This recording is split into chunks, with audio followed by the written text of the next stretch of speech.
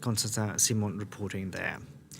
Now, in the history of art, male artists have long overshadowed their female counterparts, yet women played a significant role in the development of modern art, especially in the avant-garde movement in early 20th century Paris. Author and Paris Muse Guide Dr. Lauren Jimerson is working to shift the narrative by spotlighting pioneering modern women artists in her recent book, Painting Her Pleasure. This week, we'll be exploring the Russian artist and Cubist painter Marie Vassilieff. Lauren, thank you very much for joining us here on the program today. Let us talk about Marie Vassilieff. Who exactly was she? So it's a pleasure, first of all, to be here, Delano. And so Marie Vassilieff was a pioneering artist who played a significant role in the Parisian avant-garde. So she was born in 1884 in Russia and moved to Paris in 1905.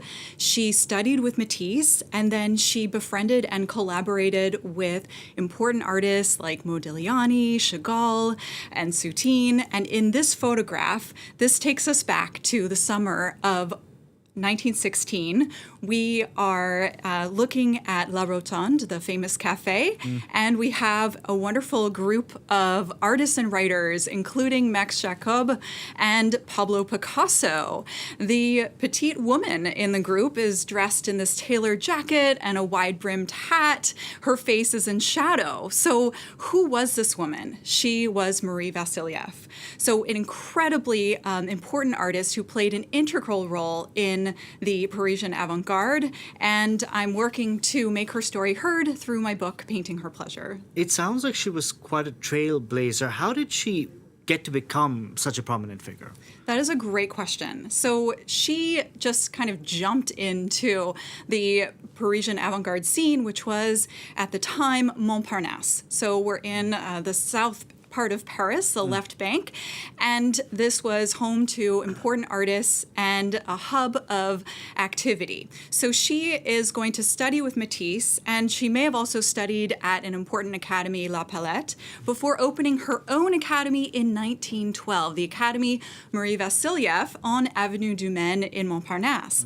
And at this academy, she is going to run things her way, in a very modern way. She's going to allow artists to study from the live model, both male and female models of different genders, different races. We have students also of different genders. So this was revolutionary and egalitarian for her to do this. Plus, the instruction was laissez-faire. Artists were instructing each other rather than having a teacher do this. So her academy was revolutionary, but during the war, World War I, things are going to shift. And she's going to turn her academy into a canteen. And this is a fantastic image that she made of a very important event that happened in her canteen, the famous banquet for the artist Braque, who had just returned from the war. He's injured. You can see him with this cap on his head, and you can see Matisse, who's holding a turkey, and Marie Vassilieff is with a knife. Now, coming in through the door is Modigliani, who caused a ruckus,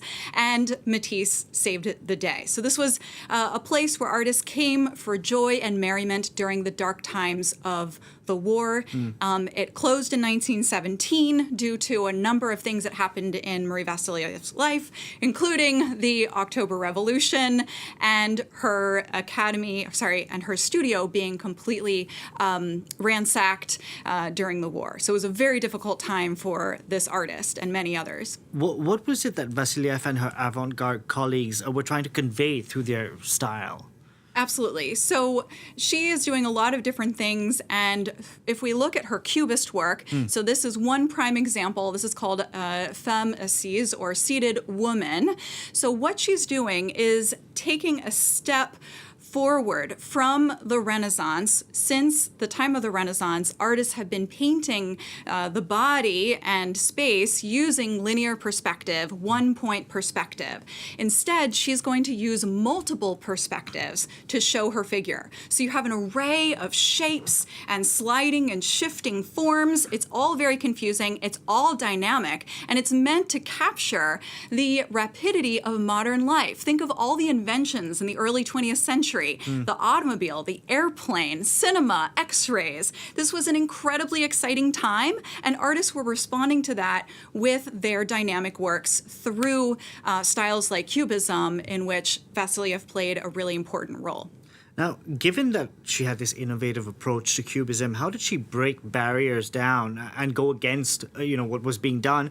And could you tell us more about some of her Cubist works and why they're so important today? Absolutely. So one thing that she did that her colleagues weren't necessarily doing, she was really pushing the boundaries of playing with gender and race in an interesting way. So here we have a female and a male Cubist nude that she painted. Now this painting is fascinating because it is actually double-sided. I'm showing you both nudes side by side, but it's double-sided, so it's one work, and the figures are painted in reverse. So in order to see them, you'd have to flip the canvas upside down. So it's very strange. And what is she trying to convey here?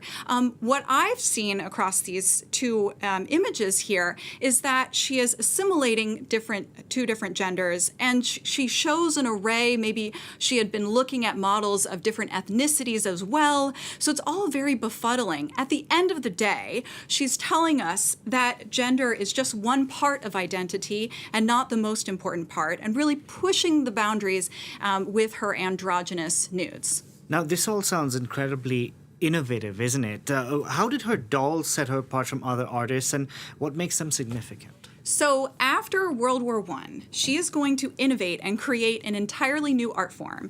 And this is the poupée portrait, or portrait dolls. Now these portrait dolls she made of important figures in the community, including she made a doll of Matisse and Picasso and Apollinaire. But this is a self-portrait doll that she made of herself. And as you can see, the body is extremely androgynous.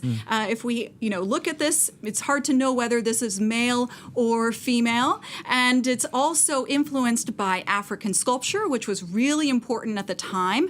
This is in concert with a new avant-garde movement after World War I, which is called Dada, and she's doing all sorts of innovative things here. So she shows herself as an androgynous figure. Again, she's pushing the boundaries of gender, exploring this in a radical way. And this is a wonderful photograph of her and that portrait doll. There were photographs of these portrait dolls shown at the Venice Biennale 2 years ago. So it shows how important her work is today for artists who are exploring these very topics in their work now.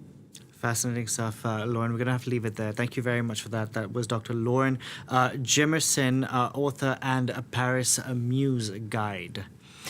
You can follow all the stories we're tracking for you here on France 24. There you can see the website for Paris Muse, the website there.